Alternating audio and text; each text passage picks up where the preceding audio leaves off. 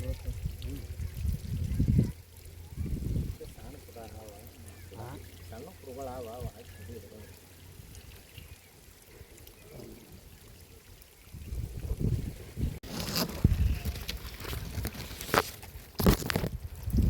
ರೀ, ನಮ್ಮವ್ರಿಗೆಲ್ಲ ನಮಸ್ಕಾರ. ಈಗ ನೋಡ್ರಿ, ಎಲ್ಲರದು ಒಂದು ಸಮಸ್ಯೆ ಇದೆ, ಅದ್ರಾಗ ನಂದು ಒಂದು ಸಮಸ್ಯೆ ಅದ ರೀ. ಎಲ್ಲ ನಮ್ಮ ಕಡ್ಡಿ ಮುಗ್ದವ, ಎಲ್ಲ 2ನೇ ಸಬ್ಕ್ಯಾನ್ 3ನೇ ಸಬ್ಕ್ಯಾನ್ ಎಂಡ್ ಮಾಡಿದ್ರೆ ಮತ್ತೆ ಕುಳಿ ಓಟಾಗಿ ಚಿಗಿತು ಬರಾಗತ್ತದ. ನೋಡಿರಿ ಯಾವ ರೀತಿ ಚಿಗಿತದ. ಮುಗಿಸಿ 8 ಬೇಡ 10 ದಿವಸ ಆಗ್ಯದ ಇಷ್ಟೇನ, ಮತ್ತೆ ಈ ರೀತಿ ಚಿಗಿತು ಬಿಟ್ಟದ. ಇದು ನಾವು ಇಷ್ಟು ಸ್ಪೀಡ್ ಯಾಕೆ ಚಿಗಿತದಲ್ಲ ಕಾರಣ ಏನು ರೀ?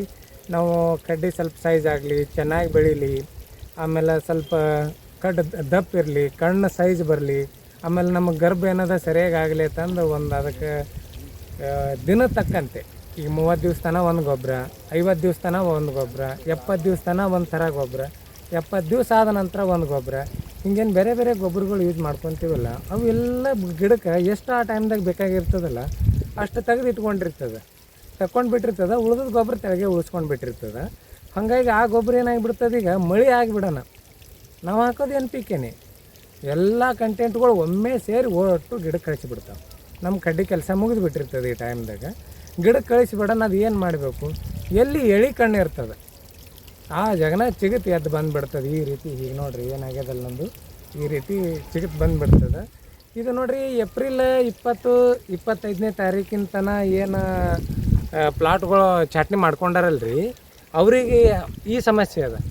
ಮತ್ತು ಈ ಕಡೆ ಮೇ 15 ಅಥವಾ ಮೇ 10ನೇ ತಾರೀಕಿನ ಹಿಡಿದು ಈ ಕಡೆ ಏನು ಚಟ್ನಿ ಮಾಡ್ಕೊಂಡಾರಲ್ರಿ, ಅವ್ರಿಗೆ ಈ ಕುಳಿ ಸಮಸ್ಯೆ ಬಂದಿಲ್ಲ ರೀ. ಕುಳಿನೇ 7 ಆಗ್ಯದ ಅವ್ರಿಗೆ. ಅದು ಅವ್ರಿಗೆ ಆ ಸಮಸ್ಯೆ ಆದರೆ ನಮ್ಗೆ ಈ ಸಮಸ್ಯೆ ಆಗಿಬಿಟ್ಟದು. ಅದಕ್ಕೆ ಇದು ಸಮಸ್ಯೆ ಅಂತ ಹೇಳಿ ನಮ್ಮದು ತಿಳ್ಕೊಳಕ್ಕೆ ಬರೋಂಗಿಲ್ಲ ರೀ, ಅವ್ರದ್ದು ಸಮಸ್ಯೆ ಅನ್ಬೋದು. ಯಾಕಂತಂದ್ರೆ ಈಗ 2ನೇ ಸಬ್ಕ್ಯಾನ್ ಆಗಬೇಕು, ಅದ್ರ ಮ್ಯಾಲೆ ಶೇಂಡ ಆಗಬೇಕು, 3ನೇ ಸಬ್ಕ್ಯಾನ್ ಅಂದ್ರೆ ನಾವು 5 ಎಲೆ ಆಮೇಲೆ 8 ಎಲೆಗೆ ಹೊಡೆದಿರ್ತೀವಿ, ಅದ್ರ ಮೇಲೆ ಬಂದಂಥದ್ದು 2 ಎಲೆಗೆ ಮಂಡು ಮಾಡ್ತೀವಿ ರೀ. ಇದು ನಮ್ಮ ಥಿಯರಿ ಪ್ರಕಾರ. ಈಗ ನಾವು ಅದೇನು 3ನೇದು ಬಂದಿರ್ತದಲ್ಲ 2 ಎಲೆಗೆ ಹೊಡಿತೀವಲ್ಲ, ಅದು ಹೊಡೆದ ಬಳಿಕ ನಮ್ಮ ಕಡ್ಡಿ ಪರ್ಫೆಕ್ಟ್ ಆಯ್ತು ಅನ್ನೋದು. ಯಾಕಂತಂದ್ರೆ ಎಲ್ಲ ಕಡ್ಡಿ ಅನ್ನೋದು ತುಂಬ್ಕೊಂಡು ಬಿಟ್ಟಿರ್ತದೆ, ರೌಂಡ್ ಆಗ್ತದೆ, ಗುಂಡಾಗಿರ್ತದೆ, ಆಮೇಲೆ ಕಣ್ಣುಗಳೆಲ್ಲ ಉಬ್ಬಿ ಬಿಟ್ಟಿರ್ತವೆ, ಆಮೇಲೆ ಬಡ್ಡಿಗೆ ಅನ್ನೋದು ಮ್ಯಾಚುರಿಟಿ ಸ್ಟಾರ್ಟ್ ಆಗಿಬಿಟ್ಟಿರ್ತದೆ. ಇದು ಒಂದು ಹಂತದ್ದು. ಆಮೇಲೆ ಮ್ಯಾಚುರಿಟಿದೇನು ಪ್ರಾಬ್ಲಮ್ ಇರೋಂಗಿಲ್ಲ. ಪ್ರಾಬ್ಲಮ್ ಇತ್ತಂದ್ರೆ ಮ್ಯಾಚುರಿಟಿದು ಅನ್ನೋದು ಅದ್ರ ಸಲುವಾಗಿ ನಾನು ಇನ್ನೊಂದು ವಿಡಿಯೋ ಮಾಡಿ ನಿಮ್ಗೆ ಕ್ಲಿಯರಾಗಿ ಹೇಳ್ತೀನಿ ರೀ. ಈಗ ಅವರು ಶೇಂಡ ಹೇಳಾರ್ದೋದು ಅವ್ರಿಗೆ ಒಂದು ಈ ವಿಡಿಯೋದಾಗ ಮುಗಿಸ್ಲಿಕ್ಕೆ ನಡೆಯಂಗಿಲ್ಲ ರೀ. ಯಾಕಂತಂದ್ರೆ ಅದು ಸಪ್ರೇಟಾಗಿ ವಿಡಿಯೋ ಮಾಡಬೇಕಾಗ್ತದೆ. ಅಲ್ಲಿ ಕೆಲವೊಂದು ಸಮಸ್ಯೆಗಳು ಇರ್ತಾವೆ, ಅದಕ್ಕೆ ಅದೊಂದು ವಿಡಿಯೋ ಮಾಡ್ತೀನಿ ರೀ. ಆಮೇಲೆ ಮ್ಯಾಚುರಿಟಿ ಪ್ರಾಬ್ಲಮ್ದೊಂದು ಏನದು ಅದೊಂದು ವಿಡಿಯೋ ಮಾಡಿರ್ತೀನಿ ರೀ.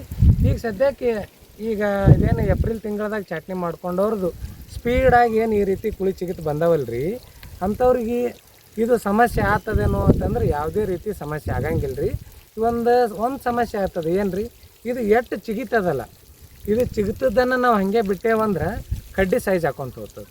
ಕಡ್ಡಿ ಸೈಜ್ ಹೋಗ್ಕೊಂತ ಹೋಯ್ತಂದ್ರೆ ಕೆಳಗೆ ಫಸ್ಟಿಗೆ ನಾವು 5 ಎಲೆಗೆ ಏನು ಶೇಂಡ ಹೊಡ್ಕೊಂಡಿರ್ತೇವಲ್ಲ ರೀ, ಆ ಶೇಂಡ ಹೊಡ್ಕೊಂಡಿರ್ತೀವಲ್ಲ ಆ 5 ಎಲೆ ಏನಾಗಿಬಿಡ್ತದೆ, ಬೆಳವಣಿಗೆ ನಿಲ್ಲಿಸಿ ಗಿಡಕ್ಕೆ ಆಹಾರ ಸಪ್ಲೈ ಮಾಡ್ಕೊಂತ ಕೂತ್ಬಿಟ್ಟಿರ್ತದೆ. ಇದು ಕಡ್ಡಿ ಏನು ಮಾಡ್ತದೆ, ಮ್ಯಾಲೆ ಬೆಳೆದಂಗೆ ಬಡ್ಡೆ ಕಡ್ಡಿ ಸೈಜ್ ಹಾಕೊಂತ ಹೋಗ್ತದೆ. ಆ ತಪ್ಪಲ್ಲದೇನು ಬಡ್ಡಿ ಇರ್ತದಲ್ಲ, ಆ ಬಡ್ಡಿ ಬೆಳೆಯಂಗಿಲ್ಲ. ಕಡ್ಡಿ ಸೈಜ್ ಆಯ್ತಂದ್ರೆ ಆಟೋಮೆಟಿಕ್ ಆ ಕಡ್ಡಿ ಏನು ಮಾಡಿಬಿಡ್ತದೆ, ಆ ತಪ್ಪಲನ್ನ ಕೈ ಬಿಟ್ಬಿಡ್ತದೆ. ಕೈ ಬಿಟ್ಬಿಡ್ತಂದ್ರೆ ಆಟೋಮೆಟಿಕ್ ಆ ತಪ್ಪಲ ಹಸಿ ತಪ್ಪಲೆ ಒಣಗಲಿಕ್ಕೆ ಚಾಲು ಮಾಡಿಬಿಡ್ತದೆ. ಹಸಿ ತಪ್ಪಲು ಒಣಗ್ತಂದ್ರೆ ನಮ್ಗೇನೋ ಸಮಸ್ಯೆ ಆಗಿದೆ ಅಂತ ನಾವು ಅಂದಿರ್ತೀವಿ. ಅದಕ್ಕೇನಾದ್ರು ಅದಕ್ಕೊಂದು ವಿಡಿಯೋದಾಗ ಹೇಳಿದ್ದೆ ರೀ ನಾ, ಅದು ಆ ತಪ್ಪಲು ಒಣಗಿದ್ರೆ ಏನಾಗ್ತದೆ ಏನಿಲ್ಲ ಅಂತ ಅನ್ನೋದು. ಆಮೇಲೆ ಅದಕ್ಕೆ ನಾವು ಇದು ಮುಂದೆ ಬೆಳವಣಿಗೆ ನಿಲ್ಲಿಸಿ ಬಿಡಬೇಕು, ನಮ್ಗೆ ಅವಶ್ಯ ಇಲ್ಲ.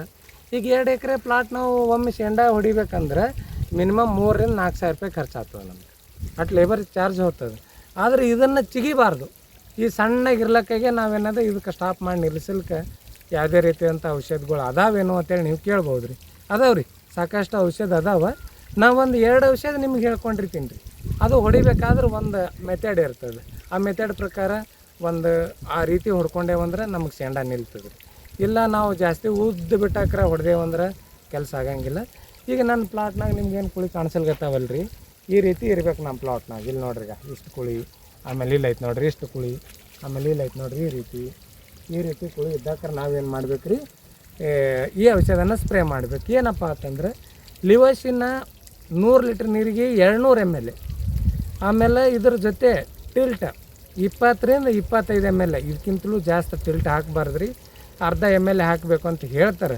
ಆದ್ರೆ ನಾ ಬ್ಯಾಡ್ ಅಂತೀನಿ. ಯಾಕಂತಂದ್ರೆ ನಮ್ಮ ಇನ್ನೂ ಒಂದೊಂದು ಕಡ್ಡಿ ಎಳಿ ಇರ್ತಾವೆ. ವಾಟೆ 2 ಕಣ್ಣ 3 ಕಣ್ಣ ಮೆಚುರಿಟಿ ಆಗಿರ್ತಾವೆ. ಮುಂದೆ ಮೆಚುರಿಟಿ ಆಗಿರಲ್ಲ. ಇನ್ನು ಕಡ್ಡಿ ಅದು ಸೈಜ ರೌಂಡ ಗುಂಡು ಆಗಬೇಕಾಗಿರ್ತದೆ. ಒಂದು ಮೆಚುರಿಟಿಗೆ ಬರಬೇಕಾಗಿರ್ತದೆ. ಅಂಥದ್ದೇನಾಗಿಬಿಡ್ತದೆ ಅಲ್ಲಿ ಸಹಿತ ನಮ್ಮ ಕಡ್ಡಿನ ತಿಳು ಮಾಡಿಬಿಡ್ತಂದ್ರೆ ಅಲ್ಲಿ ಗರ್ಭ ಆಗಂಗಿಲ್ಲ. ಅಂಥವು ಕೆಲವೊಂದಿಟ್ಟು ನಮ್ಮ ಪ್ಲಾಟ್ಗಳದಾಗ ಕಂಪಲ್ಸರಿ ನಾವು ಮುಂಗ್ಟೆ ಹೊಡ್ರಿ ಒಮ್ಮೆ ಸಿಗ್ತದೆ, ನಾವು ಎಲ್ಲ ಒಮ್ಮೆ ಶೆಂಡ ಹೊಡೆದಿದ್ದೇವೆ ಅನ್ನೋಕ್ಕೆ ಸಾಧ್ಯನೇ ಇಲ್ಲ ರೀ. ಇಲ್ಲ ಅದು 2ನೇ ಸಬ್ಕೇನು ಸಿಗೋ ಮುಂದೆ ಲೇಟ್ ಮಾಡಿದ್ರೆ ಸಿಗ್ತು ಬಿಟ್ಟಿರ್ತದೆ. ಹಿಂಗಾಗಿ ಹಿಂದೆ ಮುಂದೆ ಇರ್ತಾವೆ. ಅದಕ್ಕೋಸ್ಕರ ನಾವೇನು ಮಾಡ್ಬೇಕು ರೀ, ಟಿಲ್ಟ 100ಕ್ಕೆ 20ರಿಂದ 25 ml, ಆಮೇಲೆ 100 ಲೀಟ್ರ್ ನೀರಿಗೆ 200 ml ಲಿವೋಸಿನ, ಇದರ ಜೊತೆ ಎಮ್ಮರೆ ಹಾಕ್ರಿ ಇಲ್ಲ ಸಲ್ಫರರೆ ಹಾಕ್ರಿ. ಅದಂತರ 100 ಲೀಟ್ರ್ ನೀರಿಗೆ 200 ಗ್ರಾಮ್ ಅದ. ಇದು ಹಾಕ್ಕೊಂಡು ಒಂದು ಸ್ಪ್ರೇ ಮಾಡಿದೆವಂದ್ರೆ ಅದೇನಾಗಿಬಿಡ್ತದೆ ರೀ, ಈಗೇನು ಇದು ಚಿಗಿತ್ ಬಂದಿರ್ತದಲ್ಲ ರೀ ಕುಳಿ, ಇದು ನೋಡಿರಿ ಎಷ್ಟು ಫೋರ್ಸ್ ಅದ, ಇದು ಗಿಲ್ಲು ಟೇಜ್ನಾಗ ಗಿಲ್ಲಿದು. ಅದಕ್ಕೇನದು ಈ ಕುಳಿನ ಸಣ್ಣ ಮಾಡಿಬಿಡ್ತದೆ. ಈ ಕುಳಿನ ಸಣ್ಣ ಮಾಡ್ತಂದ್ರೆ ಮುಂದೆ ಬೆಳೆಯಂಗಿಲ್ಲ. ಬೆಳಿಲಿಲ್ಲ ಅಂದರೆ ಆಟೋಮೆಟಿಕ್ ಅದು ಅಲ್ಲೇ ಕರಗಿ ಬಿಡ್ತದೆ, ಕಡ್ಡಿ ಬಿರ್ಸಾಗಿಬಿಡ್ತದೆ, ಮತ್ತು ಮುಂದಿನ ಕುಳಿ ಬೆಳೆಯಂಗಿಲ್ಲ. ಹಾಗಾಗಿ ನಾವು ಇಲ್ಲಿ ಈ ರೀತಿಯೂ ನಾವು ಶೇಂಡ ನಿಲ್ಲಿಸ್ಬೋದು ರೀ. ಮತ್ತು ಇನ್ನೊಂದೇನದ, ನಾವು ಜಾಸ್ತಿ ಈ ಟೈಮ್ದಾಗ ಲಿವೋಸಿನ್ ಜಾಸ್ತಿ ಆತು ಅಂತ ನೀವು ಕೇಳ್ಬೋದು ರೀ. ಏನು ಸಂಬಂಧ ಇಲ್ಲ ರೀ.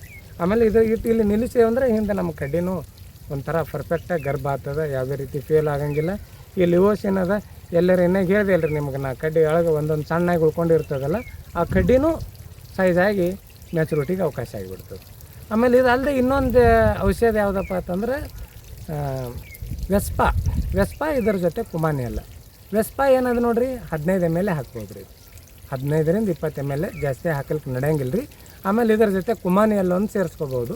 ಕುಮಾನಿ ಎಲ್ಲ ಏನದ 100 ಲೀಟ್ರ್ ನೀರಿಗೆ 200 ml, ವೆಸ್ಪಾ ಏನದ 100 ಲೀಟ್ರ್ ನೀರಿಗೆ 15 ಅಥವಾ 20 ml. ಇದಕ್ಕಿಂತಲೂ ಜಾಸ್ತಿ ಹಾಕಲಿಕ್ಕೆ ಹೋಗಬೇಡ್ರಿ. ಯಾಕಂತಂದರೆ ಒಳಗೊಮ್ಮೊಮ್ಮೆ ನಮಗೆ ಮ್ಯಾಚುರಿಟಿ ನಿಲ್ಲಿಸುವಂಥ ಶಕ್ತಿ ಯಾವ್ದ್ರ ಬಲ್ಲಿ ಇರ್ತಾವೆ. ಮತ್ತು ಈಗ ನಾವು ಜಾಸ್ತಿ ಮೊದಲು ಹೇಳ್ದಲ್ಲ ರೀ, ಫಸ್ಟಿಗೆ ನಾ ಟಿಲ್ಟ ಅರ್ಧ ml ಹಾಕಿ ಹೊಡೆದ್ರೆ ಏನು ಪ್ರಾಬ್ಲಮ್ ಆಗಂಗಿಲ್ಲ ರೀ, ಹಿಂಗೆ ಅಂತ ನೀವು ತಿಳ್ಕೊಂಡು ಹೊಡಿಬೋದು ರೀ. ನಿಮ್ಗೆ ಅಕ್ಟೋಬರ್ದಾಗ ಪ್ಲಾಟ್ ಹೊಡೆದು ಹಿಂದೆ ಮುಂದೆ ಆಗ್ತಿರ್ತದೆ. ನಮ್ಮ ಪ್ಲಾಟ್ ಈಸ್ ದಿನ ಆದರೂ ಹೊಡಿಲಿಲ್ಲ ರೀ, 4 ಕಣ್ಣು ಹೊಡೆದವ 4 ಕಣ್ಣು ಹೊಡೆದಿಲ್ಲ ಹಿಂಗೆ ರೀ ಅಂತ ಹೇಳ್ತಿರಲ್ಲ. 4 ಕಣ್ಣು ಹೊಡೆದವ 4 ಕಣ್ಣು ಹೊಡೆದಿಲ್ಲ, 4 ಕಣ್ಣು ಮೆಚುರಿಟಿ ಆಗಿರ್ತದೆ ಹೊಡಿತಾವ. 4 ಕಣ್ಣು ಏನದ ಇನ್ನೂ ಮ್ಯಾಚುರಿಟಿ ಆಗಿರಲ್ಲ, ಎಳಿ ಕಡ್ಡಿ ಇರ್ತದಲ್ಲ ಅದಲ್ಲೇ ಹಾರ್ಡಾಗಿ ಉಳ್ಕೊಂಡು ಬಿಟ್ಟಿರ್ತದೆ. ಮುಂದೆ ಕುಳಿ ಎದ್ದು ಬರೋಕ್ಕೆ ಶಕ್ತಿನೇ ಕಳೆದು ಬಿಟ್ಟಿರ್ತದೆ ಅದು ಅಕ್ಟೋಬರ್ದಾಗ ಎದ್ದು ಬರ್ಲಿಕ್ಕೆ. ಹಂಗಾಗಿ ಆ ಸಮಸ್ಯೆನೂ ಆಗ್ತಿರ್ತದೆ. ದಯವಿಟ್ಟು ಏನದ ಪ್ರಮಾಣ ಒಳದಾಗ ಯಾವುದೇ ರೀತಿ ವ್ಯತ್ಯಾಸ ಒಟ್ಟ ಮಾಡ್ಲಿಕ್ಕೆ ಹೋಗ್ಬೇಡ್ರಿ. ಈ ರೀತಿ ಮಾಡಿಕೊಂಡು ಶೇಂಡ ಏನದ ಚಿಗಿಲಾರಂಗೆ ಮತ್ತು ಉದ್ದು ಕುಳಿ ಇದ್ದಕ್ರೆ ನೀವು ಹೊಡೆದ್ರೆ ನಡೀತದೆ ಏನಂತಂದ್ರೆ ಇಲ್ರಿ, 3 ಸರಿ ಈ ರೀತಿ ಸಣ್ಣ ಕುಳಿ ಇದ್ದಕ್ರೆ ಹೊಡೆದು ಬಿಡ್ರಿ. ಇದಿಲ್ಲೇ ಸಣ್ಣ ಆಗಿಬಿಡ್ತದೆ, ಕರೆಕ್ಟ್ ಆಗಿಬಿಡ್ತದೆ. ಒಂದು ವೇಳೆ ಇಲ್ಲ ನಾವು ಉದ್ದು ಕುಳಿ ಇದ್ದಕ್ರೆ ಹೊಡಿತೀವಿ ಅಂತಂದರೆ ಇದನ್ನ ಎಳಿ ಇರ್ತದಲ್ಲ, ಇಲ್ಲಿ ಸೈಡಿಗೆ ಕಣ್ಣು ಹೊಡ್ಲಿಕ್ಕೆ ಚಾಲೂ ಮಾಡ್ತದೆ, ಕುಳಿ ಮಂಡ ಆಗ್ತದೆ, ಸೈಡ್ ಹೊಡ್ಲಿಕ್ಕೆ ಚಾಲೂ ಮಾಡ್ತದೆ. ಹಿಂಗೆ ಸಮಸ್ಯೆ ಆಗ್ತದೆ. ಈಗೇನದ ನನ್ನ ಪ್ಲಾಟ್ ನಿಮಗೆ ತೋರ್ಸಕತ್ತೀನಲ್ರಿ, ಇದು ಕರೆಕ್ಟ್ ಟೇಜ್ ಅದ.